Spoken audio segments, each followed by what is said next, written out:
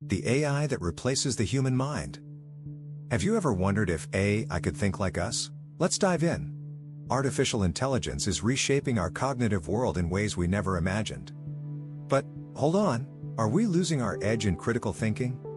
Studies show that relying on AI could actually zap our cognitive engagement. Imagine letting AI do all the thinking. Sounds easy, right? But what happens when we stop thinking for ourselves? AI can handle tasks efficiently, but at what cost to our minds? Studies suggest that a lighter cognitive load can enhance learning. But, if AI does the heavy lifting, are we losing our ability to learn? It's a double-edged sword. We need to find balance. So, how can we harness AI without losing our minds? It comes down to how we use it, strategically. Let AI assist but never replace your creativity and intuition. We need our unique human touch to navigate this tech-driven world.